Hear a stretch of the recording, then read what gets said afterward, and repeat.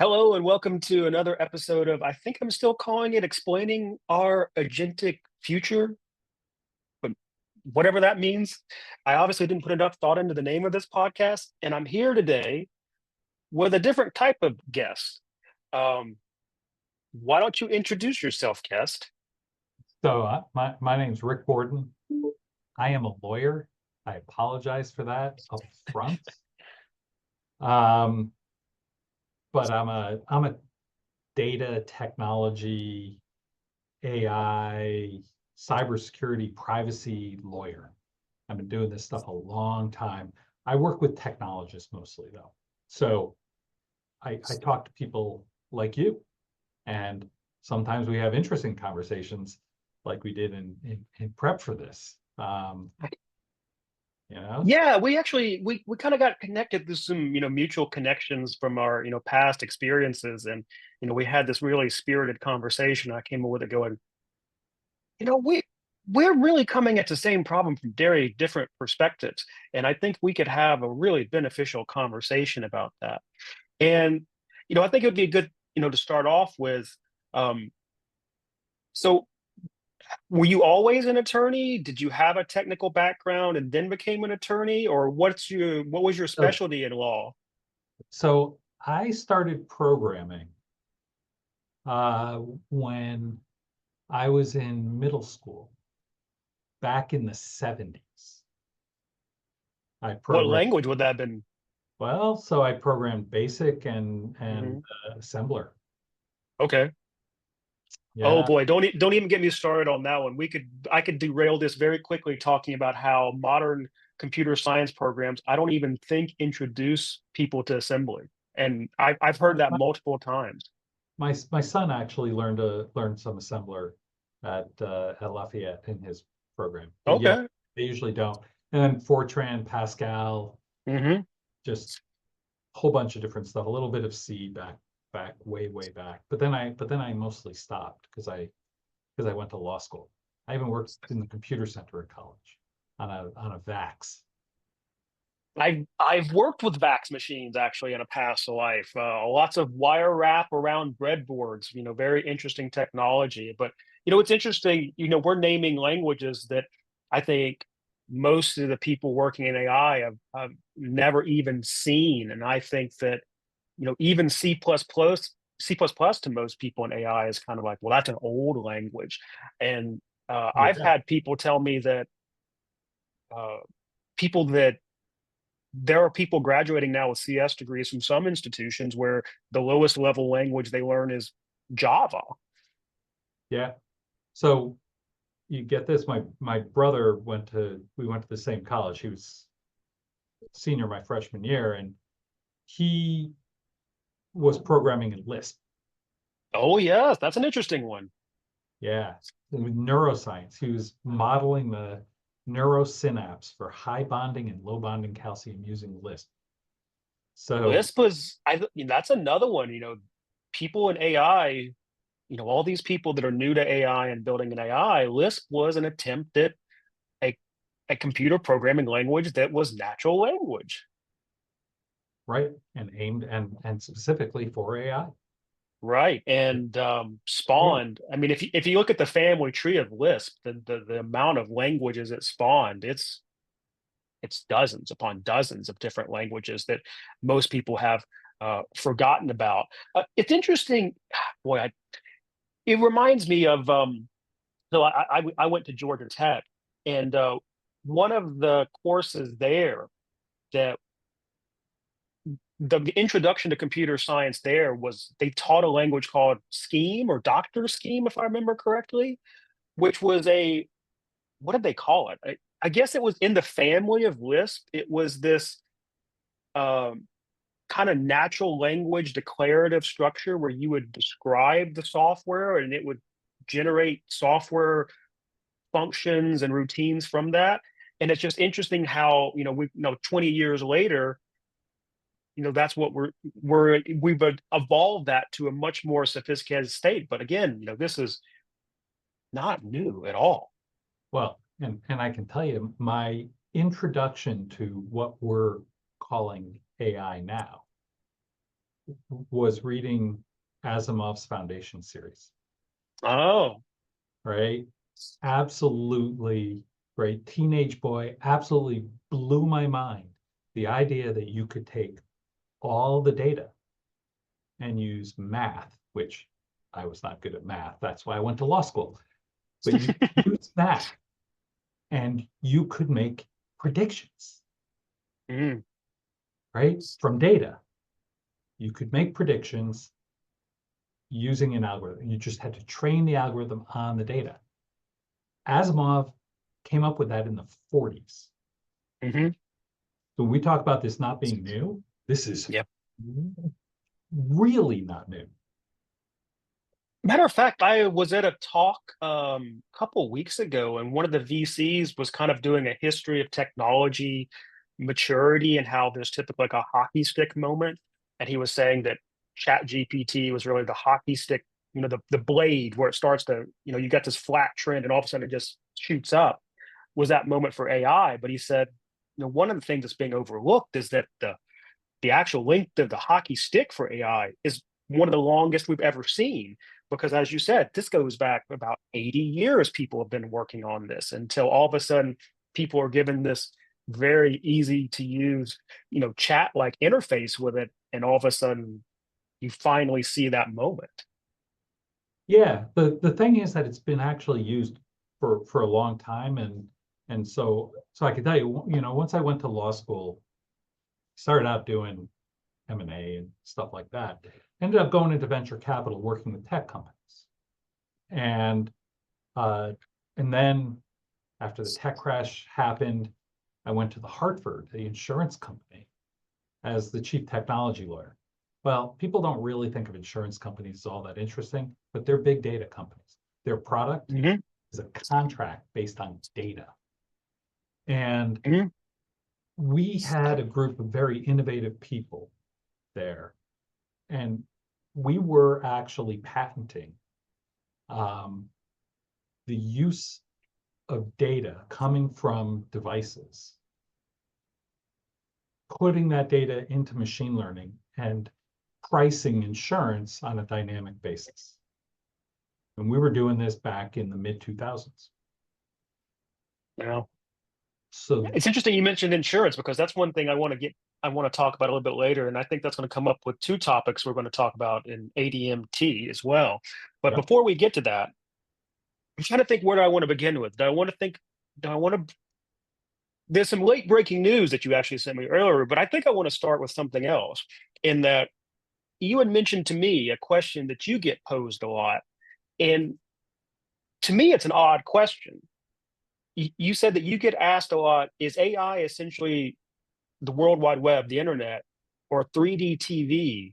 And I thought to myself, well, I wouldn't even know how to answer that question. So how do you answer that question? And what is the mindset of people that are asking you that question? Well, so they're asking is AI, is it really a change, or is this thing just going away like some other technologies?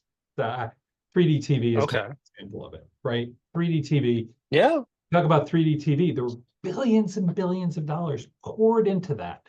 You had uh, the broadcasters buy spectrum for 3D TV, right?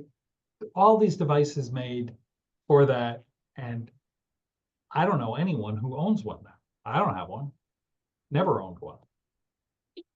That's an interesting point, and I think that one's easily forgotten about. I guess that was a little over 10 years ago. There was this renewed craze, and all the big movies were in 3D, and you're going to have 3D TVs at home. And then all of a sudden, when's the last time anybody talked about a 3D TV? And, and I mean, it was about 10 years ago that craze ended. And then I haven't heard anything about it since. That technology just went by the wayside. So people are, after recent experiences with blockchain and then with the metaverse, which Mm. which I think those are two different things. They're looking at this going, okay, we got another craze here. is this different? What's happening with it? And Hmm. so I go back to, okay, you know, talk about the tech crash. That was really, we had the World Wide Web came out in the early 90s. That's when that was invented. And the late 90s, we had this, you know, boom of these .coms. And they became overvalued. And Sure. the crash of it, and it wiped out a lot of venture capital, a lot of Silicon Valley, but a lot of venture capital. Um, and but those companies didn't go away. It was kind of a fundamental technology that it retrenched, but every big business ended up with a website. Uh, Sure. and it didn't go away. It just kept building. And now it's, you know, a core of what we do. Whether it says www or not doesn't really matter, but it's a core Hmm. of it.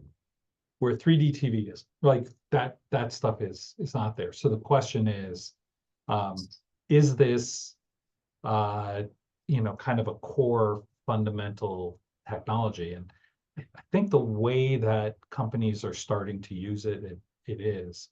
And it's not going to go anywhere. It may retrench. We may have a market crash or something. Who knows? If I knew that, I probably would be practicing law. But but um, I don't think it's going away. I think that it's here and it's getting embedded. Look, my phone has it, right? My Sure. Apple Sure. intelligence, it's in there now. This isn't going away. So people, uh, you know, they need to focus on it, and that also means, as we're going to be talking about, there's regulation that's Sure. here and coming and confusing and all of that.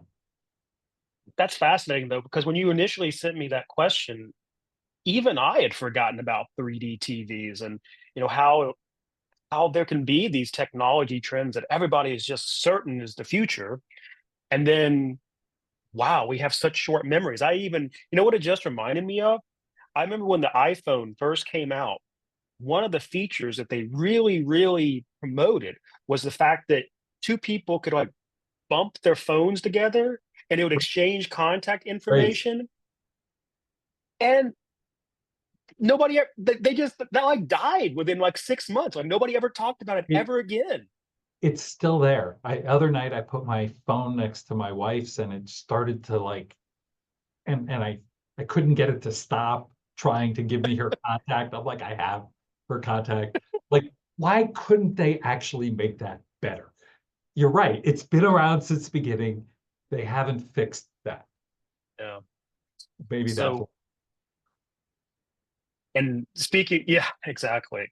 And you're right too. So, I'm fairly confident that AI is here to stay as well. I think the technology, um, it that has we can see the potential, and there's a lot of work that needs to be done. Matter of fact, I really think the work is just beginning, and I think regulators are now seeing that. But you know, one of the really interesting points is that AI regulations and guidance is not new.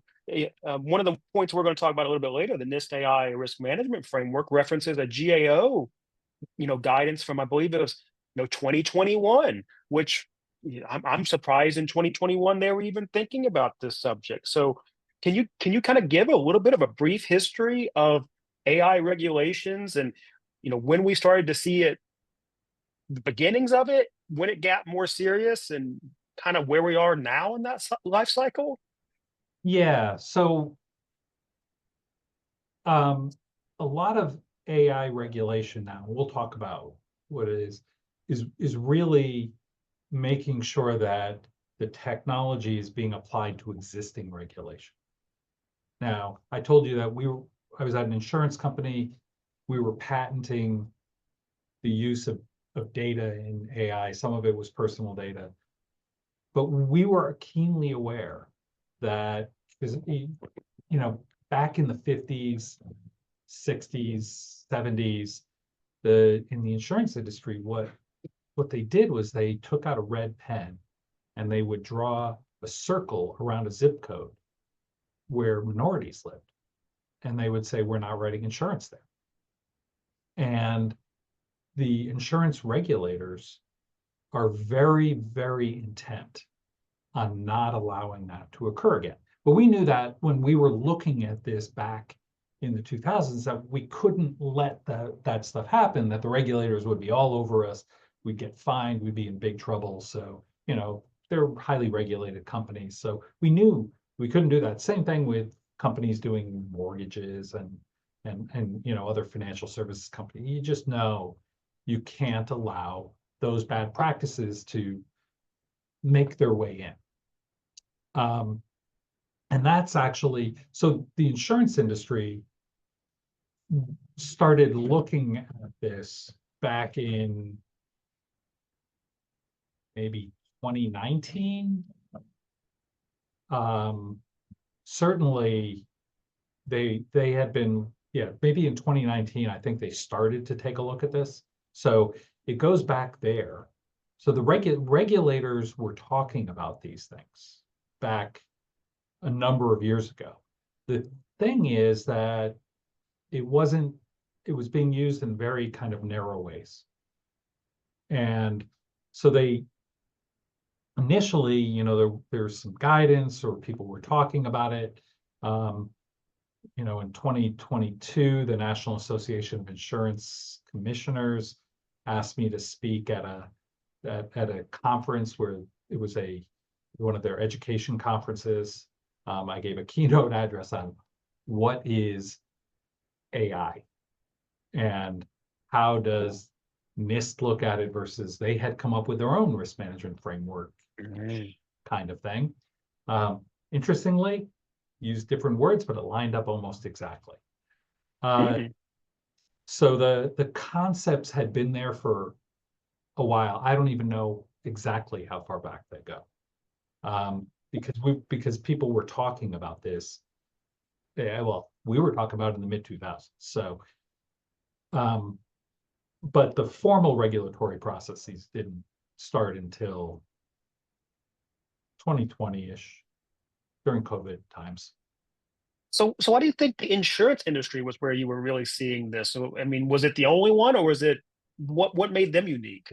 So, because of those past harms, right? Because they use data, and the regulators know that they're using data to there's allowed discrimination and there is not allowed discrimination.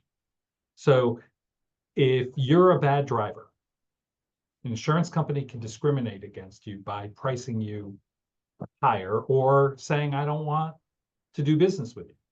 They can't do it because you're Black. So there's allowed discrimination. That's what insurance is. Insurance is pricing risk, you know, based on risk characteristics, but not on prohibited characteristics. So that's exactly what insurance is. So Wow, yeah. I've never thought about it that way before. And, you know, at risk of sending us down a rabbit hole, I really want to try to understand this concept of, is allowed discrimination, is that a term that's used, or is that just a way of kind of understanding the differentiation? They don't really use the word discrimination there because discrimination is, But it is what it is. well, but it's people are usually, so when I talk about you know, bias in AI terms, I try not to use that term really in the legal work that I do, because you can have data bias that does not cause inappropriate outcomes, right? Sure, Inappropriate outcome sure. being, you know, I'm not going to give a mortgage to a minority person, right? That's an inappropriate outcome. But you could have data bias, and maybe the data bias makes you so that you aren't pricing your mortgage or pricing the insurance correctly, and you lose money, right? Or you price too high and nobody will buy your product. So you can have bias, and I talk about it as inappropriate outcomes. We don't have the language is not perfect on the legal side on this. That's really a wow. That's such a rabbit hole we could go down, and I think, but I think this is something the AI industry is going to go down because I'm all of a sudden thinking that you're right. Even though there's a lot of connotation to the word discrimination, which is interesting also from a language model perspective, Right. that if you're a credit card company, and you won't give somebody a credit card because they have a history of default, well, that is from a strict language definition of the word discrimination, that would qualify as discrimination. But we tend to think of discrimination as because of your race, your ethnicity, your gender, those factors. But it is making a decision. It is making a decision. Actually, I guess what is the dictionary definition of the word So discrimination? Now I'm struggling with that. yeah, so what we're really talking about is society, and different societies, different countries, different states have somewhat different views on this. That there are things that they consider inappropriate and won't allow companies to do, or individuals to do, or governments to do, right? And in the US and in most Western countries, racial discrimination, discrimination based on sex, is not allowed except where it's actually appropriate. So, okay, in the healthcare industry, Okay. there are, sickle cell anemia is African, people of African descent get sickle cell, Hmm. others don't. So you can actually, like, if you want to advertise a product for sickle cell anemia, you would advertise to people who are likely to get it, or who might, have that as an Hmm. issue. Sure. And that's considered appropriate. Same thing for women's, uh, medication, or product, other Mm. things that where you are not uh, inappropriately discriminating. So we see there's appropriateness and inappropriateness, and the laws do account for that. I'll give you an example of where this comes up. So the New York Department of Financial Services has a new regulation. It's called Circular Number 7, because it's under a bunch of different regulations. And it shows how, if an insurance company wants to use personal information in an AI system, they have to have a governance program, they have to do certain types of testings, they have to comply with a whole bunch of laws. When you start looking at the laws actually talk about this very issue. What type of discrimination is allowed and not?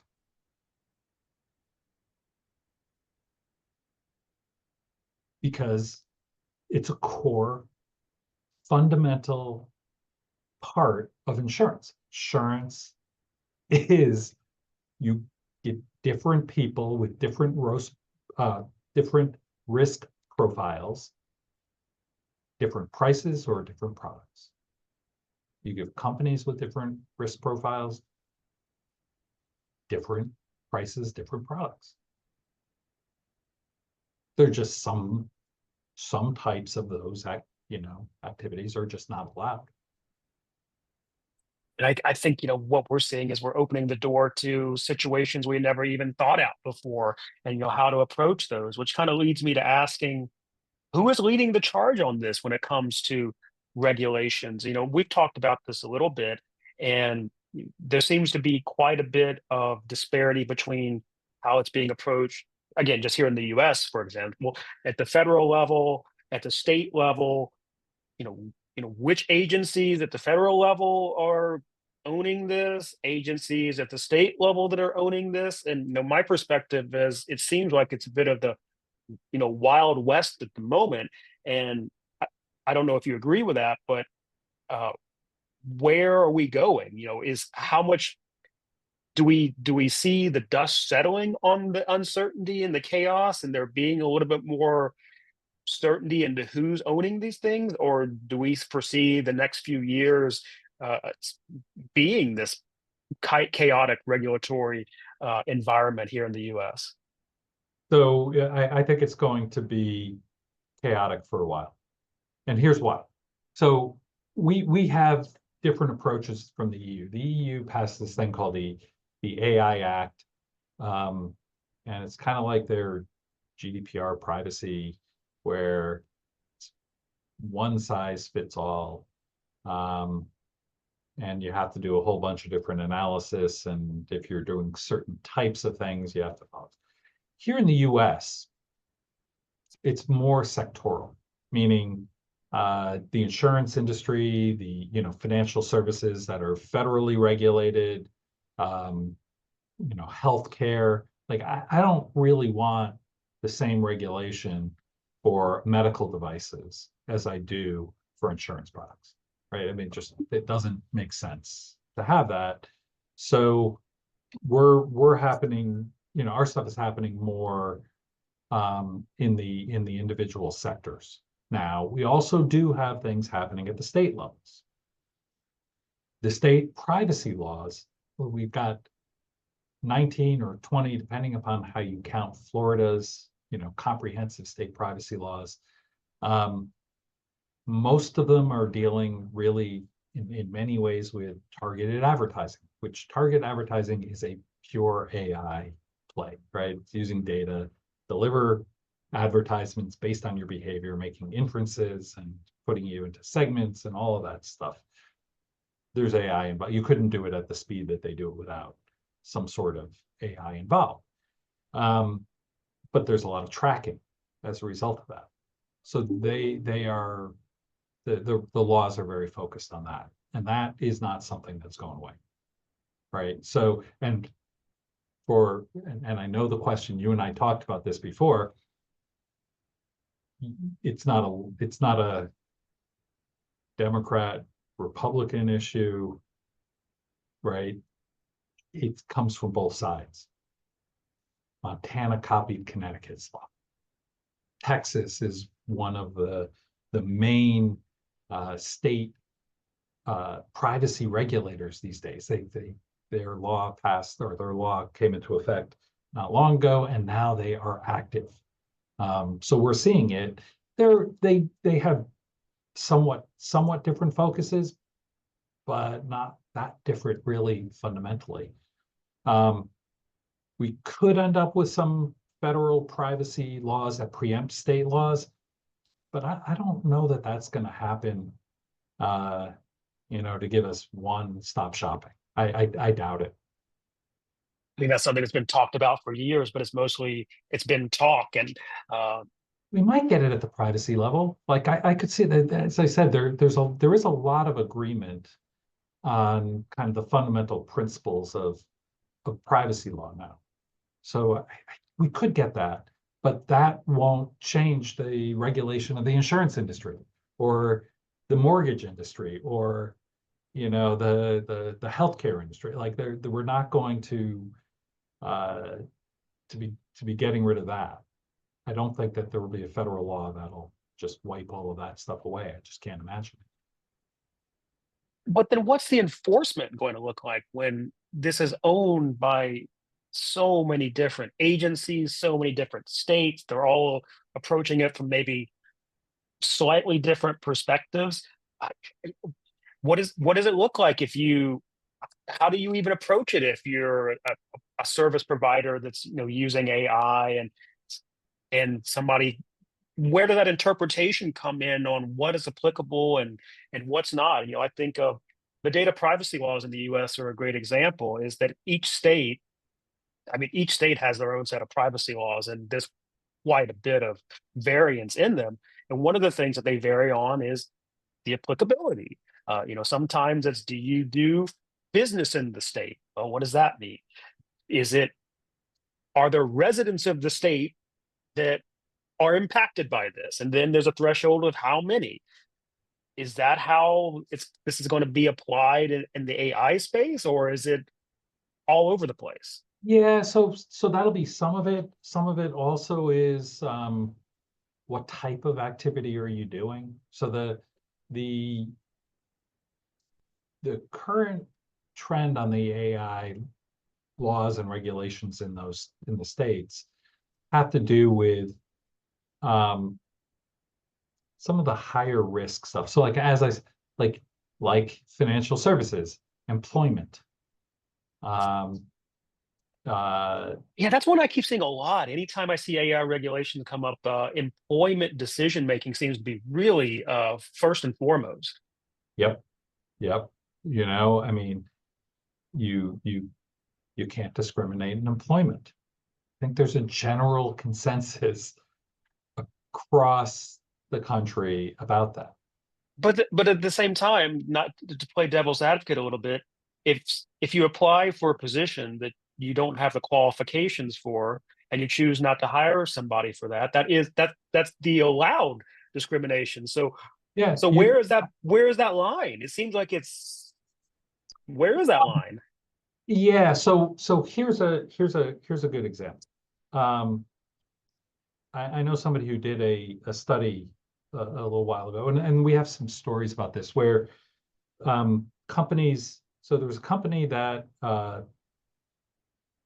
was using an AI system of some sort. I don't know the details behind it, to look at people who have been successful within the company, and then to try to screen resumes to find people who were likely to be successful as a result, right? Okay. Really good idea. Sure. Yeah. Turned out that to be successful at the company, if your name was it Chad? May have been Chad. And if you played high school lacrosse. Those were the two main things that would make you successful at the company. And guess what you can say about people who were named Chad and played high school lacrosse? They sound like I there's definitely an image that comes to mind. And that was exactly what they found when they went back and looked at the impact. They didn't look at the impact. They didn't check this out before to see what would happen. They put it in place and then went back and looked later. And they Ooh. realized that they had created a problem for themselves. They had created a really big problem because they didn't know what the actual impact was. So if they had been doing it based on, oh, well, this person has a degree in computer science and has programmed these languages or whatever, that would have been one thing. But that wasn't what the result was. So this is why we see this in employment, that your resume may not get through now to even be considered. Unless you're Chad that had played lacrosse. Right, right. That's and there are these AI screens in front of almost every company now. And Yeah, that's true. so the And by the way, just to make that clear, that is not new at all either. When I was back in my government days, they used screening on resumes, and they were looking for certain keywords. And what people would do is they figured out what the keywords were, and they would put them at the bottom in white text, yes, so you wouldn't read it, but the system would read it. And yeah, so you would look at a resume and go, well, why did resume one get such a much higher score than resume two? They look the same as well. There's all this stuff embedded at the bottom that the human can't read, but the system did.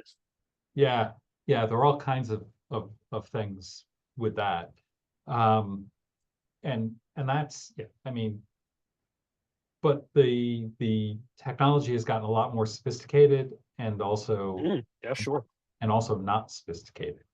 Because Yeah, yeah, I feel like this is a good example of correlation versus causation. And yeah, somebody there needed to be a human in the loop to look at the data and said, yeah, that is a correlation that if you happen to be named Chad and happen to play lacrosse, you were successful in the company, but that didn't cause your success, which is interesting because language models, there's been a lot of research that show they're mostly using inductive reasoning, that if you give them enough examples, it can essentially create a transfer function that arrives at the answer. But all the stuff in the middle, that step-by-step causation, that's not what it's doing. It's not doing that at all, which I think is why, I think that's a good segue in talking about risk now, is how do we, we're going to have to look at these systems, a little bit differently, and we have to understand that there is a difference between causation and correlation. right.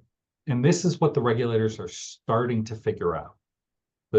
And there are some smart people who work for these, the legislature or the regulatory authorities putting out the regulations.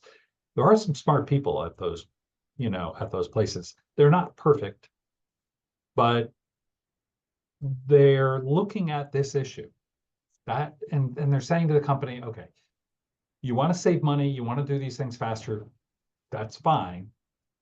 You just have to check first. Like, you have to do some things to make sure that nothing bad is going on.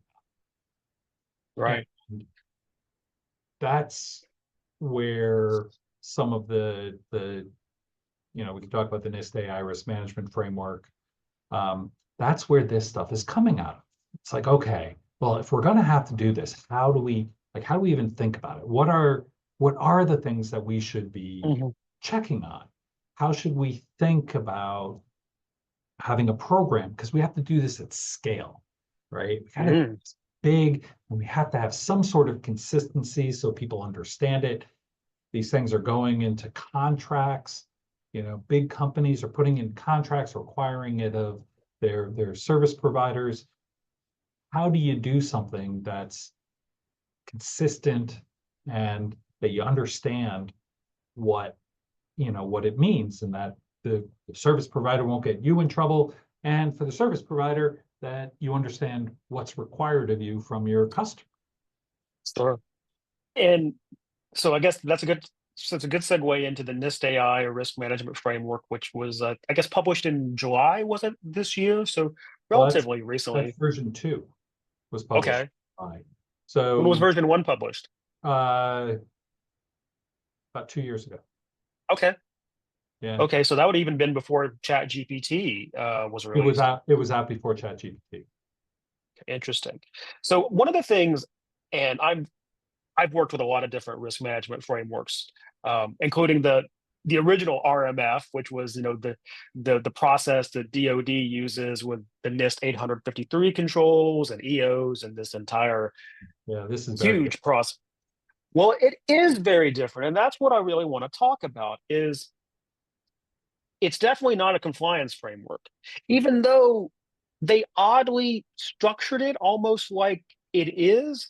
It's so the one that it looks the most like to me is the NIST CSF, the cybersecurity framework. It's kind of written and structured in a similar way, except that instead of criteria or controls, which it does have those, it has them labeled out in 4 categories. I think it's govern, map, which is such a weird category. I don't know why they chose map, measure, and do you remember what the 4th one is? I can't remember the top. It's another M.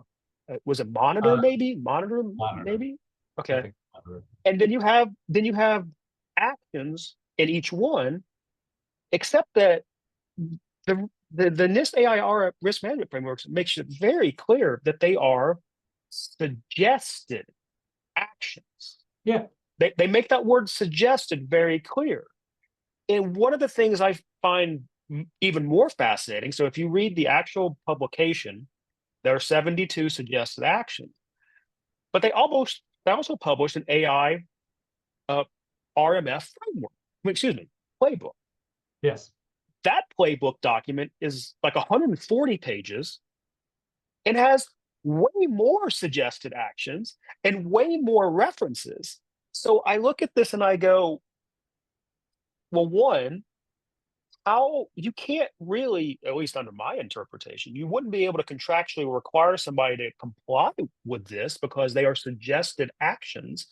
But then why do we have two separate documents that, one is giving way more detail than the other, and we're still hinging on this word suggested?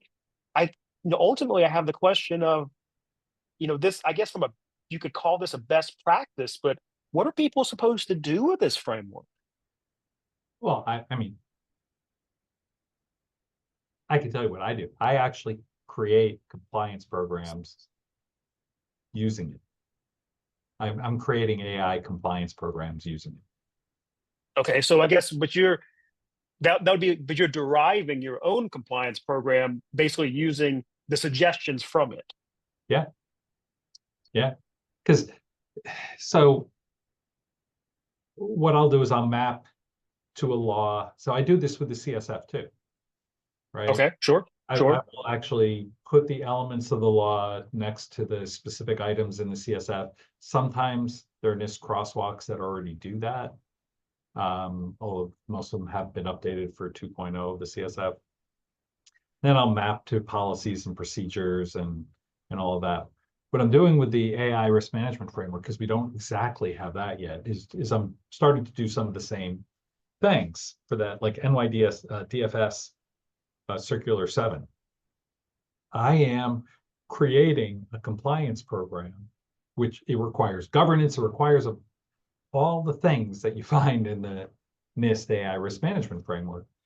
And I am mapping it to the regulatory requirements and then building a program around it and using the suggestions as the compliance items. And when a regulator comes in and says, well, where did you get this from? Well, I got it from the NIST AI risk management framework and playbook, right? Oh, okay. That seems reasonable. That's a reasonable place to take it from. Okay. I guess though, my initial reaction to that though is that is a little, is that kind of where we're going, in that we don't have these strict compliance frameworks with thou shalls. Again, I go back to my, government world where the word shall, should, would, maybe, So, those have legal impact to use those words. And we would have these, instructions or requirements. And because technology is moving so fast, are we now creating these, much more suggestive frameworks, and people are going to have to kind of interpret them themselves? so this is not new at all. I'll give you a good example. When I worked at Bank of America, we had the FFIEC, the Federal Reserve's, their organizations and audit. There's an audit handbook, which tells you how you're going to be audited on IT and information security. That's about audit. There isn't a regulation that you can look at that says you have to do all these things. They just tell you how they're going to audit you. SEC's been doing the same thing, right? For investment advisors, broker dealers on cybersecurity.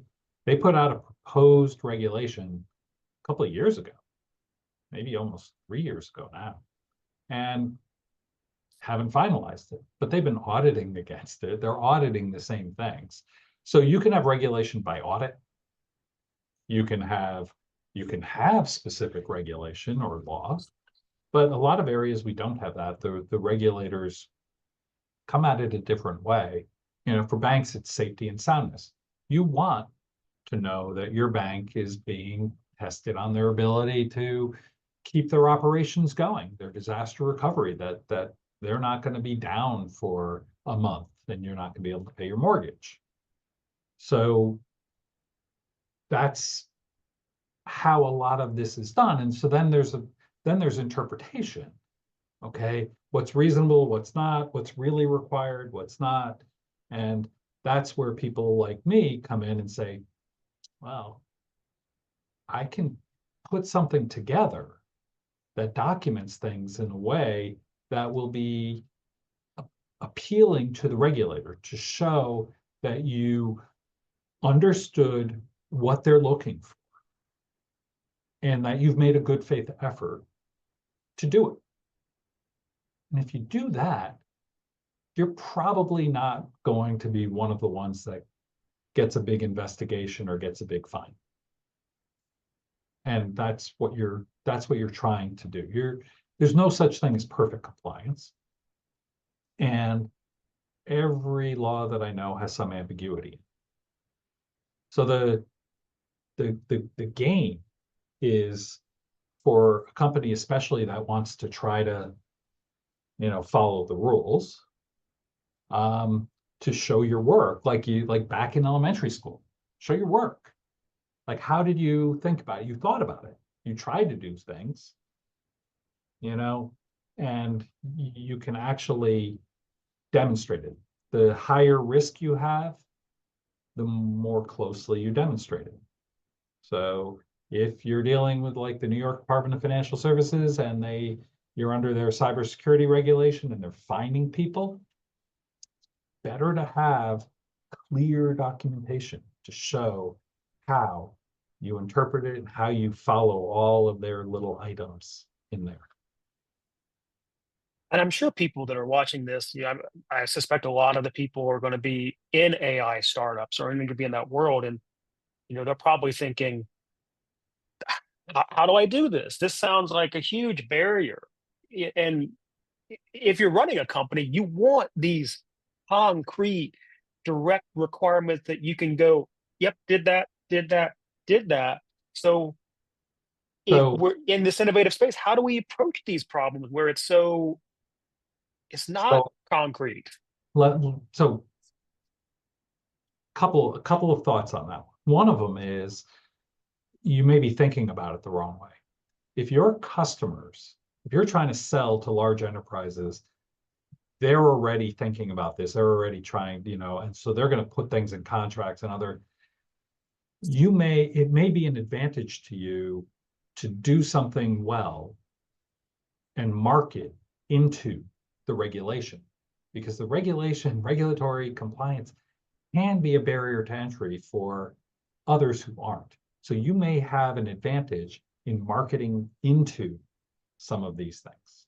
And if you know that you're going to be getting these requirements from these big enterprises, if you've got a package to give them, it may get you in there faster. You may get the contract done quicker. And that's revenue, that's money. So, I mean, one of the terms that we've seen, and I know a couple of, actually, we're guilty of this too. We did it for a while. The word explainability has been used, kind of exactly what you're saying, show your work. How do we come up with this answer? Yeah. And what we've been seeing is that nobody's really asking for that yet. So is it a problem of we still haven't gotten there yet? Or is that not really the right message? Like, what are people looking for? What is that pain point So, around, what is that thing that, because again, and you sent me an article this today about how AI state policymakers they issued this open letter, and there was a statistic in it that I think 52% of people in a new study said that they fear AI more than they're excited about it. So if that's a fear, and enterprises have fears or concerns, and it doesn't seem like having explainable AI solves that problem. What's the real problem they're feeling, and what's the solution for it? well, okay, so a couple of answers. So one of them is, you may not have seen this yet, but I have large companies coming to me to ask me to put language in contracts. Okay. I know that's starting, but it's still kind of early. But that's So is that when you say starting, is that something, this year, past couple of months? last 6 months. Okay. Last six Okay. months, mostly. Um, and we'll be getting more of it. California is going to issue their regulations sometime in 2025. But those are, once again, for higher risk type of activities. Part of this in explainability is it may be that what you're explaining is we're not, this service doesn't have anything to do with these areas that are the ones that people are concerned about, right? No one can use our product to discriminate against people in financial services, in employment, in healthcare, those kinds of things. So then the risk kind of goes down and the concerns kind of go down. The explainability becomes less important. I mean, there's all of that. If you're in one of those areas that's higher risk, you're gonna get these questions. If you haven't gotten them yet, you're going to. Mm. Well, speaking of that, you had mentioned an industry that you were talking to recently that seems to be reluctant with AI as well. And you were saying you were hearing that from people in the entertainment industry. What are you hearing about in that space? Yeah, so this was really interesting. We have a large entertainment practice, Hmm. and um, there's so one of the issues with the AI systems that there are a bunch of lawsuits out there around the use of copyright, Mm. and so there's a concern that if a studio, if somebody uses an AI system, that they excuse me, that they will end up using inadvertently copyrighted material, and then they'll be either sued or prevented from using it. So that's a concern. So then the question is, how do you mitigate that? How do you reduce the chances that will happen? And there are things that you can do, right? I mean, there are some of the AI developers have now licensed materials from Hmm. these large publishers, for example. Hmm. Uh, some, some of it may be in how you do prompts or check things afterward to make sure that it isn't copying something else. You Um, know, that reminds me of something that all of a sudden the light bulb went off in my head is something we've seen in the music business for the last few years now is um, artists selling the rights to their catalogs in these really, really big deals.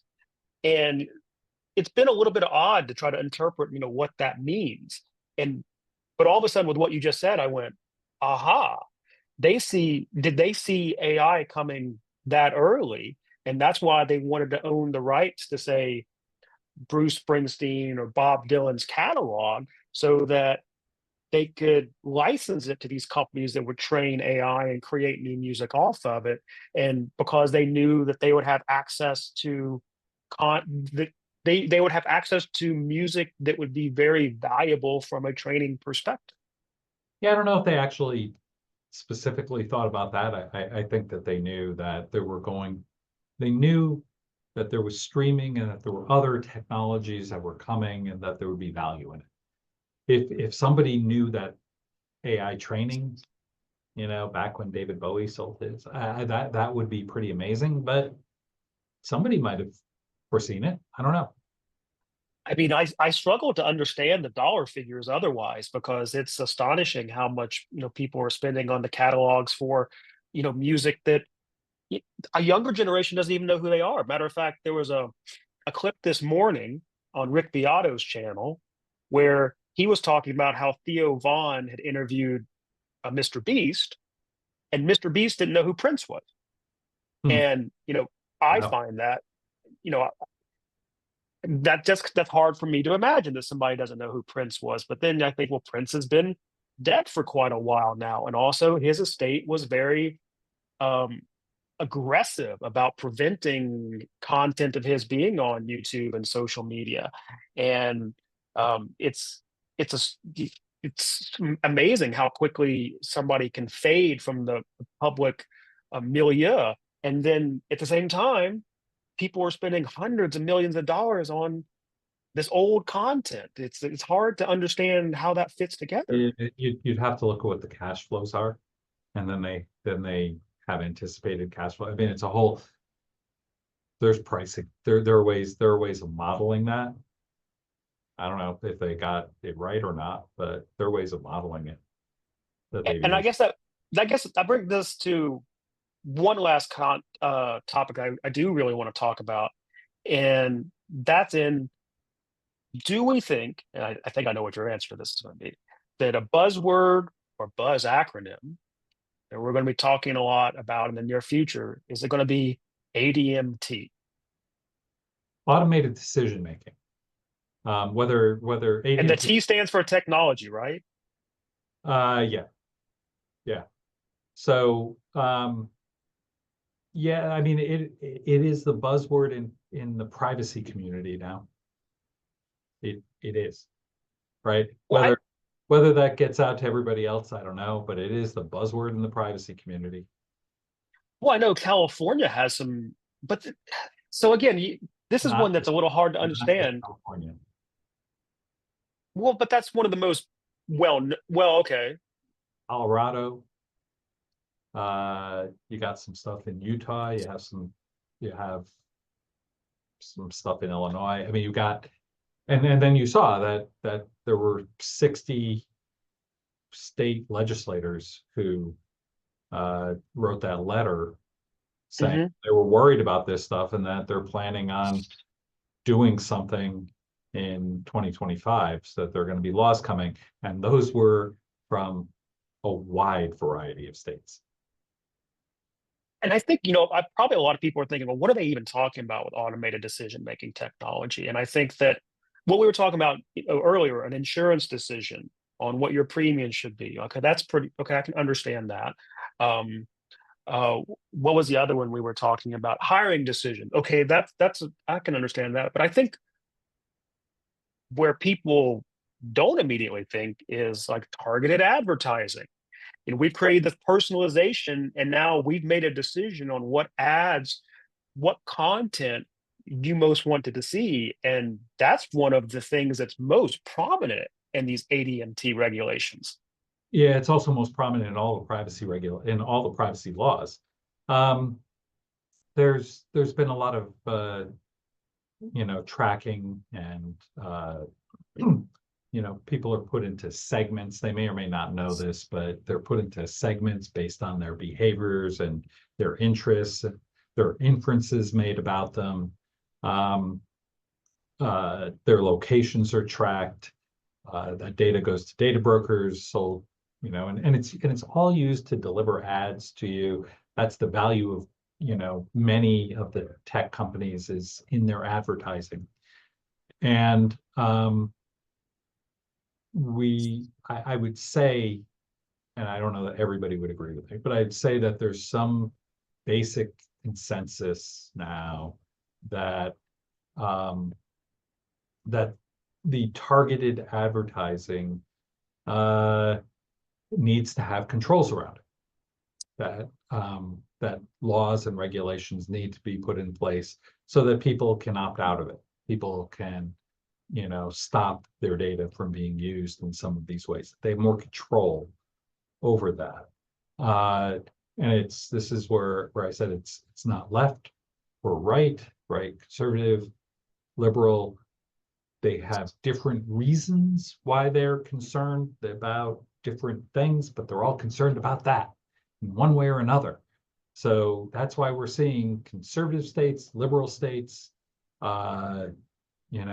everybody in the middle put these things in place. And some of them are pretty darn difficult and complicated, and they're adding complexity and cost to this whole process. So any of us who are doing this privacy work. But at the same time, we know what's coming. We know the freemium business model. When is Chat GPT going to start giving you suggestions that are advertisements in your stream because you didn't pay for the premium version? It has to be coming. It has to be coming. Yes.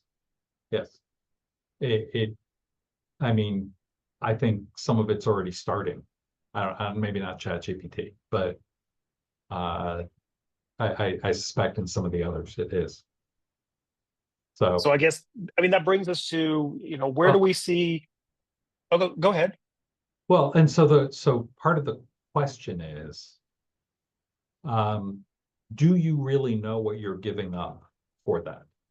Have you made that choice in a clear way? So Texas just sent out letters to data brokers who were selling data to car insurance companies. So people's information about their activity within their car was being used in their insurance. Did they know that? Did they have a choice? Just because they bought the car, did they have a choice on that? Should they have a choice? Is that reasonable? And that's an example of where I think there's a consensus that we're not told enough and we don't have enough choice in this. Not, my initial reaction to that is, though,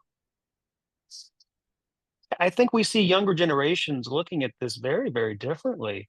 And you have people that have grown up in a totally digital world where they've always had smartphones, they've always had social media. And my initial reaction to that is, I think a lot of them don't think there's any such thing as privacy anymore. And the simple question is, do they care? Well, that is a good question. Do they care? I don't know that most of them understand. And when they're told, I think they have a different reaction, but I don't think most of them understand exactly how segmenting works, exactly how the tracking of their every move works. And I mean, they choose to post things, but the stuff that they don't choose on, what is happening with that? I don't know that everybody understands that. I don't know that they know that they've given that up. I mean, that's a fair point. So that is a fair point. I guess being in the technology space and especially understanding the data, we're very aware of that. But that kind of brings us to, where do we think this is going? Where do you think, based on previous conversations, it seems like there is a pretty strong knee-jerk reaction right now where we're swinging the pendulum to being rather onerous on regulations. Where does the temperature go? Does it go up? Does it cool down? And I guess the final question I want to hit you with in this is, Google just announced a big, well, supposed big advancement with quantum computing. And I've been saying for quite a long time, quantum computing is the biggest technology disruption we've seen since the transistor, silicon-based transistor. It will be computing 2.0, which will just, especially I think with AI, language models and AI will operate much more efficiently on quantum computers just because of the nature of them. And if there's a confluence of, if quantum computing is here, because I know in the banking space is terrified of quantum computing because of being able to decrypt all their data. Where does the temperature on the fear index go if that's happening as well? So I'll ask you a question. Is quantum computing cold fusion? Is it cold fusion? Yeah, always 10 years away. Oh, come Not something that we well, can answer. Just to put that thought out. So here's if Okay. Quantum computing I will, do have an answer to that question, actually. okay. So, oh boy, I got to be careful. Um, Lockheed actually issued a press release about 10 years ago from one of their ADP divisions about, hey, we got cold fusion now. And Yeah, then never heard, never heard it any. It's like, I I thought, remember. like, yeah, I'm like, how is this not like on the nightly news? This is huge. And all of a sudden, you never heard anything about it before. And I also tell you, in 2016, I happened to be at an event and there were some people from Lockheed there, and we were chatting. And they told me that they had had quantum computers online for 5 years, and that was in 2016.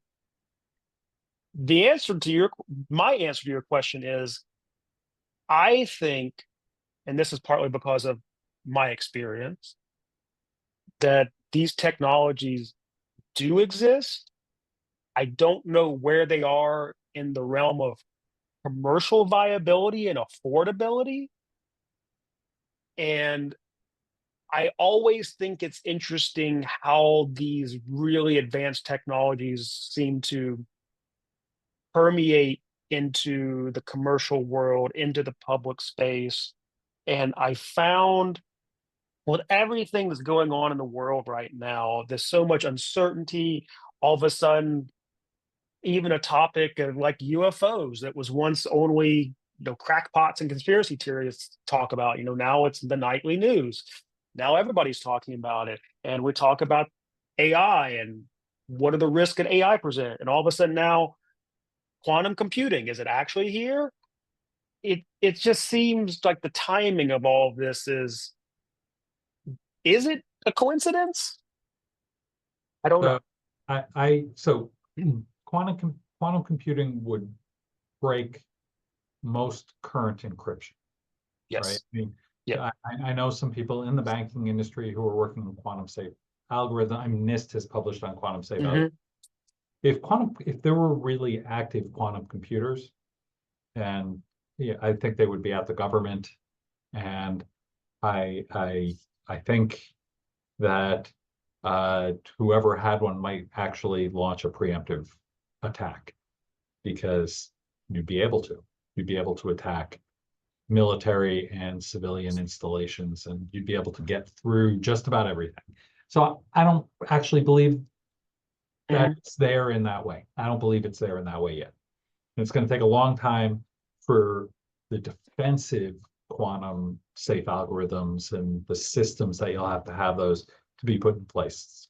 So hopefully it doesn't come before we have those things in place, but who knows? But with everything you just said, and you put your attorney hat back on for a second and pretend you worked at Google, and they've now publicly declared this incredible capability. That's very interesting, because you're right. There, like, if you have this capability, all eyes from around the world are going to be on you, and yet here they just declared that they did. Yeah, and by the way, worth reading that one. They also in that discussion, I'm pretty sure it was in that one, they said that the the way that the calculations were done, that they were doing, that it had to have used, there has to be a multiverse, because it Yeah. had to have used computing power from multiple universes. Okay. Yeah, that Okay. one definitely got people's attention. Okay. I don't know. Like, I don't know. It seems like PR at the moment. I'm not really sure. Um, as a lawyer, I don't know how that would change legal compliance or any of that stuff. I mean, does it open them up to risk of being attacked? I don't know that they're open to any more risk of being attacked than they already were.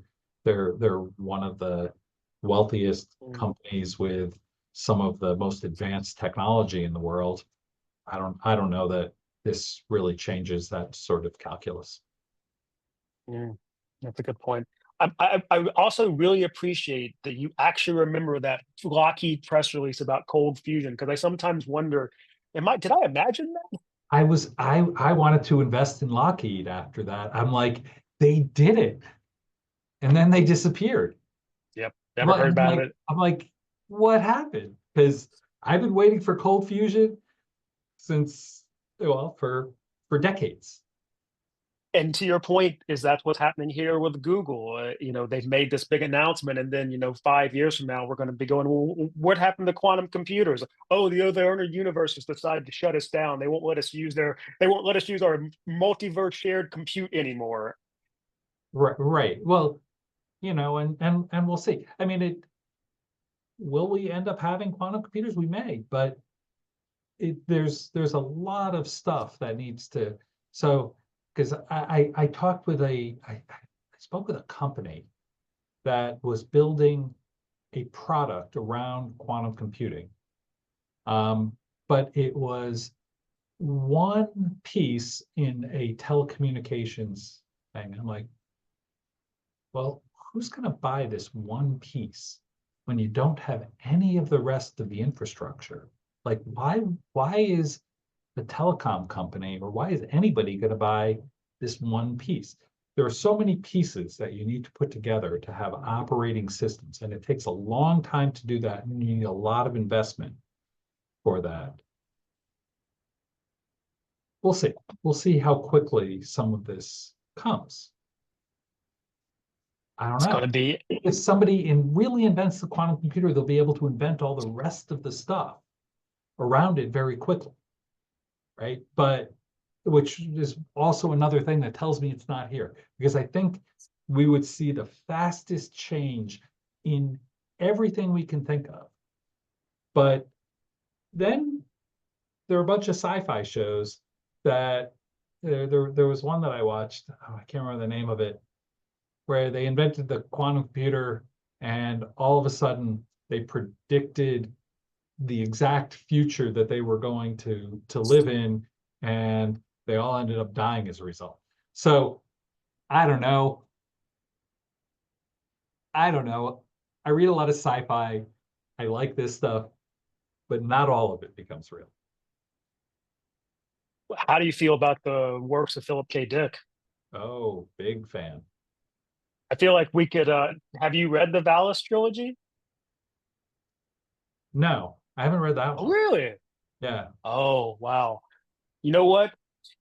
Maybe that's how. Maybe if you want a good read, Yeah. well, good read is not the word I would use. If you want an interesting read, Valis. Okay. It was. I've It's read a a lot of this stuff. I haven't read that one. which is fascinating because so much of the stuff that we're talking about now is because he was very publicly outspoken about how he felt we were in a simulation, that how there had been multiple timelines and things had been rewound, that the man in the high castle, that it really happened, and they ran multiple simulations and kept rewinding and rewinding it, and this is the one we ended up with. And one of the things I find most interesting about the Valis trilogy is in the second book, one of the characters is obsessed with this female pop artist, except she's not female artist, she's actually an AI. And it's interesting because the AI is actually very similar to how we have AI now. It's not like some anthropomorphic robot. It's actually just an AI. So Oh, maybe I'll give you a book though. okay, If you want to read something that is about as close an approximation of where we are right now, okay. James P. Hogan, The Two Faces of Tomorrow. Oh, I'm not familiar with that one at all. He wrote it in the 70s, I believe. And uh, he predicted the internet, right? The way that we kind of have the internet now, including like the idea of agents getting sent out of the internet, and the where we are on technology, and then the need to add AI to the network so that bad things didn't happen, right? And I'm not going to ruin why and all of this, But then, did you read about ChatGPT this week, where if it thought it was going to get shut off, it would start to hide what it was doing and lie, even if it was told not to lie? I see that stuff, but I'm incredulous when I see I don't reports like know. that. I just read the article. I have I no idea know, I've the seen it too. background I've of seen it. I it. don't know anything about that. I don't know if it's true, but read The Two Faces of Tomorrow. Read that, and Okay. you're going to go, oh, this is interesting. He predicted the spot that we're at right at the moment. Sounds to me like I'm going to have to read this book and you're going to have to read Valis, and we're going to have to come back and have a discussion of whether or not we're doomed. Uh, yeah, I know, the, it, it- I, once again, if I knew the future, I would not be sitting here right now. I'd be off on an island somewhere, right? I'd be able to make. Then it sounds like you are a doomer. Then you want to be on an island, isolated, not around all the other No, doomed. I'd have so much money I don't need to work. Okay. That's what I mean. Well, I mean, there are quite a few billionaires that have done exactly that. Makes you wonder what they know. Well, that is true. Well, Rick, and on that note, I really appreciate you taking the time to talk with me today. I hope that I'm not, I don't even know where to. We live in such an uncertain time. I don't know whether to be optimistic about regulations and AI, or that we're going to get it No, wrong. That where we I, are, I don't even know anymore. I wouldn't. So I'll end with this. That is not how I think about it. There are always regulations that come. The trick to it is dealing with them in a way that, you know, that a company can not just survive but thrive in that environment. Not every company will be able to. Not every company will be able to, regardless of regulation. But if you approach things the right way, um, you can survive and even thrive. So will they get it right? No. Will they be completely wrong? No. Can we help shape it? Yeah. Yeah. A lot of times it gets shaped in the enforcement environment, if that regulator even enforces it. But in the environment, you can help shape it by saying, well, here's how we interpret it. Here's what we did. Here's how we're trying to do it the right way. Then they start looking for that same thing from others, because they're trying to figure out what it is too. They're trying to figure out, but they have an end goal. The end goal is what you need to understand. Like, what are they're looking to prevent some sort of harm. Oh, Mm. so try to show them that you're trying to prevent that harm, or your thing doesn't introduce it. And you can do that. That can be done, and it happens in every regulatory environment. Regulation is not always bad. We need it. There's a reason our plugs are shaped a certain way, and our buildings don't burn down from fires the same way that they used to. We have sprinklers. I mean, not all regulation is bad. You just need to know how to kind of deal with it. And if you don't know how to do that, that's when it becomes scary and a big problem. If you do, you can, as I said, survive and thrive. Well, the answer should be, if you're looking for these answers and how to comply or how to approach these solutions and problems, call you. And your information is down below. If you have these problems and you're looking for these solutions, Rick is here and more than happy to help you on that journey. Absolutely.